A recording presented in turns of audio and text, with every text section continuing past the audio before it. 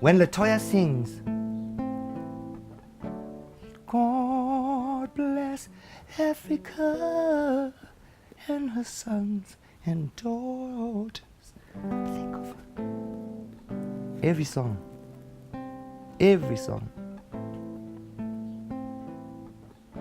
You'd think just his love songs that remind me of her. No.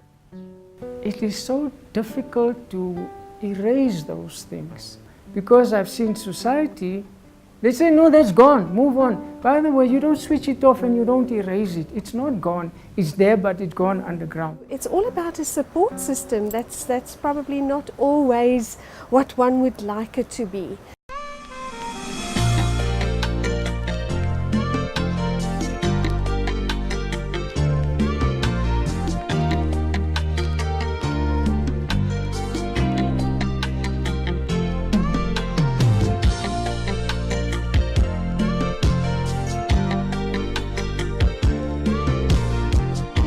Kitsalwa mo family ya Koma, family ya Pina.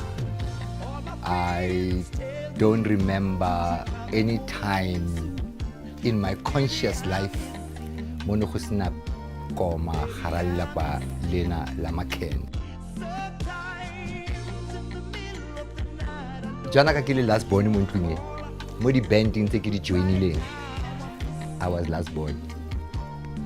So, ke gola tlasa mathima ana, ke bona, ke lera, ke thora, ke di bona kaofela. And having the opportunity in my young days to see all sorts of people and all sorts of girls having a crush on this one and a crush on that one and stuff like that.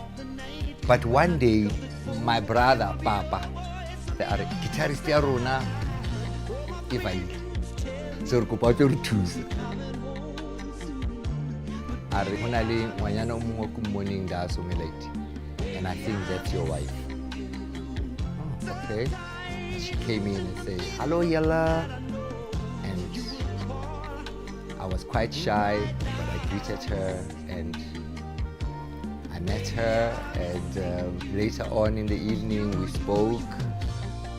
And I told her that I LOVEU, and she said, okay, just 1 second please. She went to her elder sister. Who says, die man say LOVE me, wat moet ek say? The sister says, yeah, say it's all right.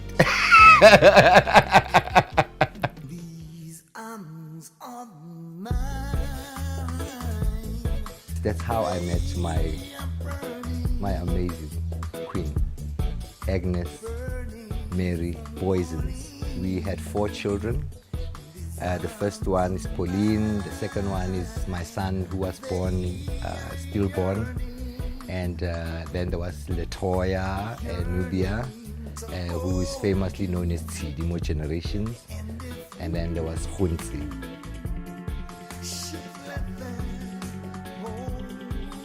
We raised our children from music, get a new music, record them, and we became family. We grew, and she was a powerhouse. She still, if I want to think straight in my life today, I have to refer to what I've learned during our time.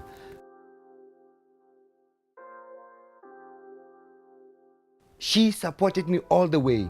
Even when she knew that my life was in danger, she would get in the car to carry the baskets and everything, get in the car and we go. With our children, she was there with me. That's the kind of woman she was. She died in 2001. She had a stroke. And yeah. And it took about 4 days and she checked out. And I was dizzy. I did not know ukuthi ngiyaphi, ngiyakayi, ngijika kayi. There's a song ya Brooke Benton. Ibua ka hore I move your pictures from my wall. Girl, you replace them both large and small. And each new day finds me so blue. And I know nothing can take the place of you. It reminds me of her. When LaToya sings, God bless Africa and her sons and daughters. Think of her. There is no song that makes me not think. When I hear the revolutionary music, Yamakabani, when I hear African Youth Band,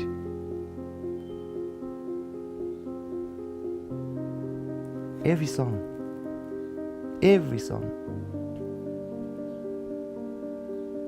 You'd think just his love songs that remind me of her. No.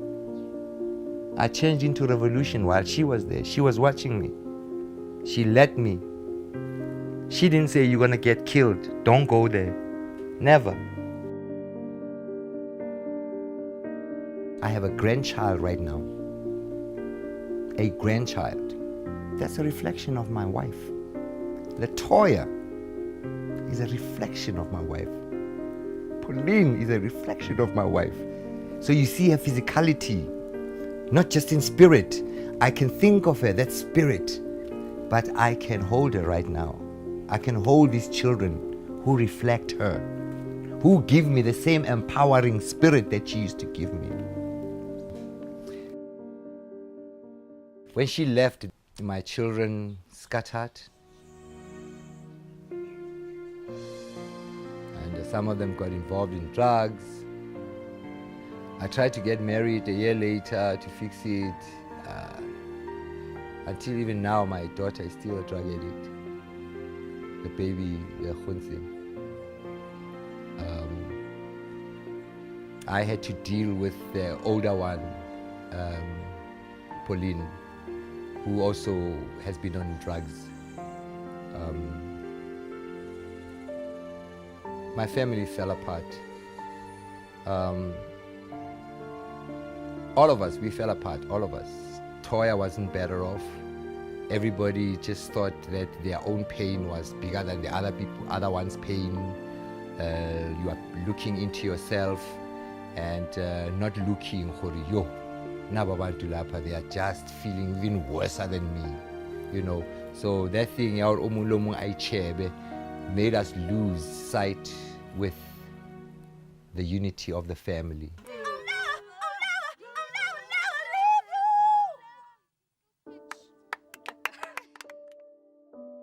A year later, I got married, and I had this new wife of mine. She's also a soldier, you know, and she helped me to try and, you know, stay sane and keep things together.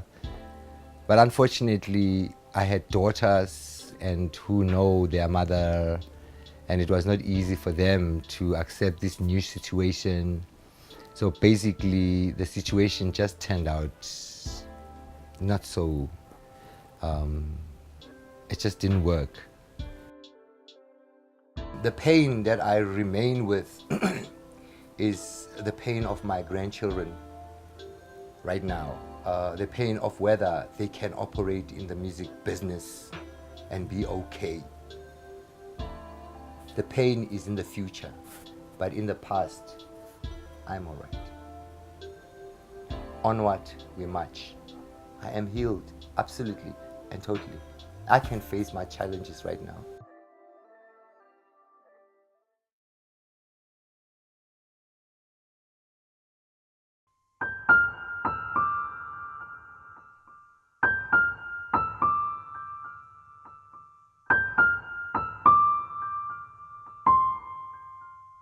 I grew up in Nuclear Colour Township, which is next to Western Native Township, and next to that was Sapphire Town. If we were not moved out of Nuclear, I would have never met my wife, because they were relocated from a township they stayed in to Western Native Township. We were relocated from Nuclear to Western Native Township. Ironically, we became neighbors. We were just staying opposite each other. And so eventually we became girlfriend, boyfriend, and it was just a natural consequence that we see each other always. We went out together and we were seen as a couple. We had a bond. What I mean by that, it was, would you believe, in all the years of our marriage, I never once told her I love you. It was not necessary. We knew it was something you don't actually have to say. We had that bond of always having, of knowing about each other. She loved cooking and baking, so Saturday night was always a night to look out for, because she would make crucistas, and coffee on a Saturday night is heaven. So that's what our routine was for Saturdays. And Sundays, of course, the big family lunch. I don't know today, with my wife being gone, we don't have that. I don't have that anymore. But Sundays was a big family lunch. Relatives can come and we all sit and eat. And of course, like Christmas, there would also be that big family lunch, which I miss dearly.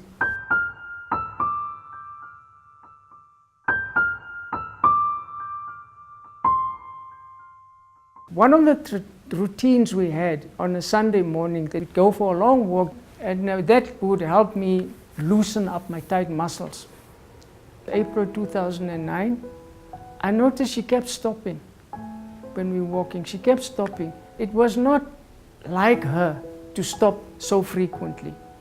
And then when we came home, she started complaining of cramps in her leg. And then, okay, we did therapy, massage. She actually did acupuncture as well, but the pains got worse in her leg. And then the leg became stiff.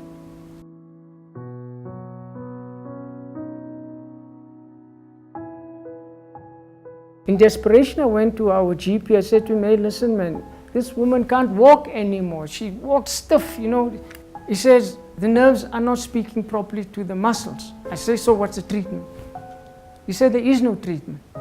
I said, it can't be. How can there not be no treatment? He said, this thing is untreatable. There's no coming back from this.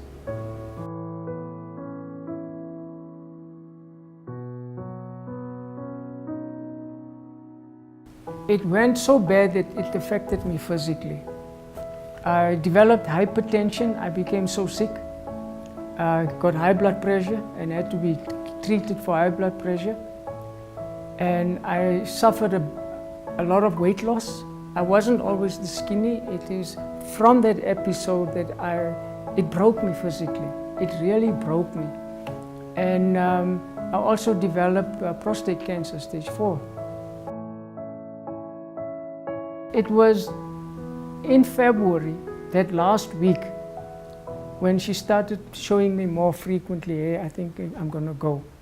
Before she died, I told her, listen, today I'm not going to work. You know, I've got an appointment to have my prostate biopsy. By then, the prostate was acting up. I said, I'm going for a biopsy. I will not be available between 1 and 3.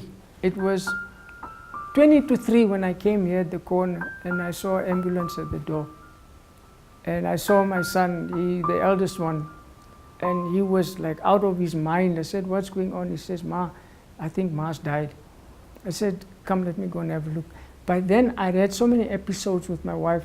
There wasn't any problem I could not deal with of a physical nature. And then I came there and I said, oh, she's still warm and everything. I said, no, maybe she's not breathing properly. And I took out the oxygen machine, I put it on her, ventilated, and nothing. And then I realized my wife has died.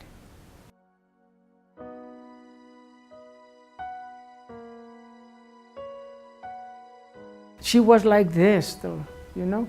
So that is a strange feeling. You know this person has physically died, but you still feel them. You still feel them in the house.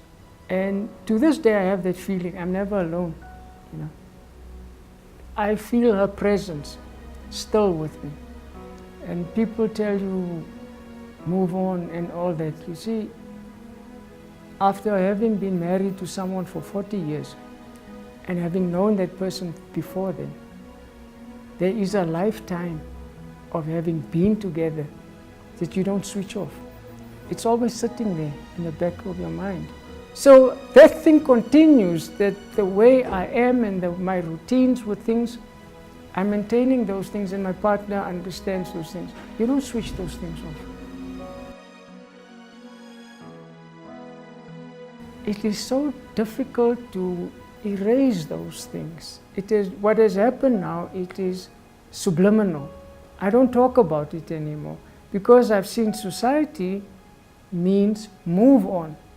There's no sympathy for you. They want you to move on. But it ignores the prior life. It ignores the reality of what you have grown into over the past decades. Society doesn't see that. They say, no, that's gone, move on. By the way, you don't switch it off and you don't erase it. It's not gone. It's there, but it's gone underground. I live now one day at a time. And the good thing is I am finding out there is life. There is life out there. And it's growing into this. I will be 68 this year, and I'm feeling I'm launching. It's like I am beginning to find a new life.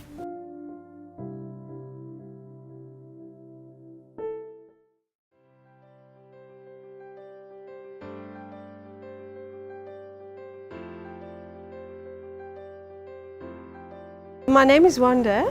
I'm in a professional career. I work on my own. I work from home. I don't have a family. I've been divorced. Too many years to mention. I don't have children. So it's a very isolated, very, I don't want to say lonely, but a very isolated life where I'm inclined to often suffer loss of stimulation.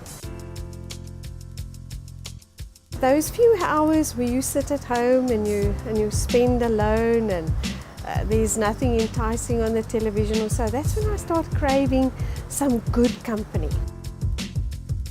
Baby boomers to me is a lifeline for those reasons. And also for the fact that I meet really fantastic people.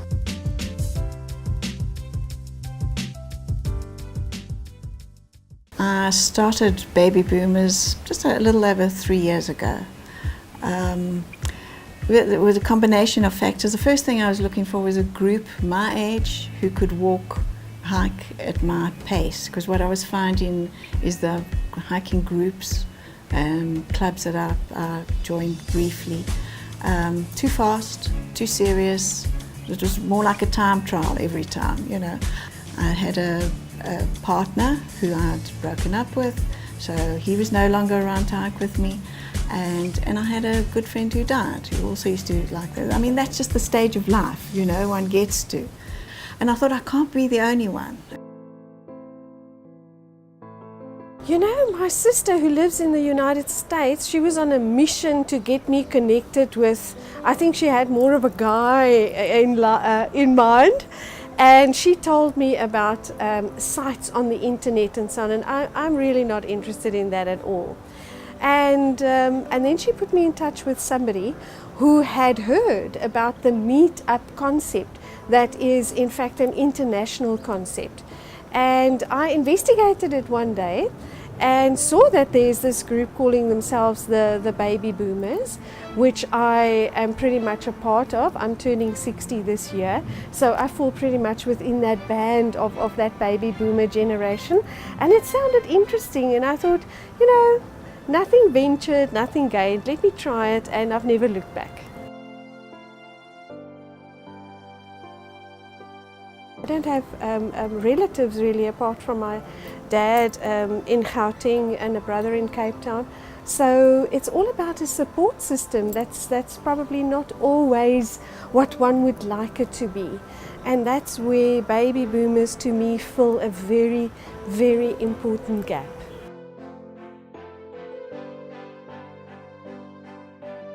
There are fabulous people out there who I probably would never have met. There's always lots of talk and conversation. We can sit around a table at dinner or lunch or whatever, and they'll there's never a gap in the conversation. In fact, there's too little time for everybody to have their say. It's get-togethers and catching up. We go to live shows, whether it's classical music, comedies, serious shows, the big concerts we go to. We enjoy movies, obviously. And yes, outdoors is quite important. It's a really easy, comfortable way to make friends. I think with a lot of people, when they get divorced, especially if it's happened later in life, or they've lost a partner through death, it is difficult for them to get out there on their own. And they're very good at making people, the whole group, at making people feel welcome. And you know, once we get talking and draw out information about each other, there's always somebody else in the group who's had the same experience as you, and it goes from there. And then they, you know, just join our events, and and build up acquaintances and make friends that way.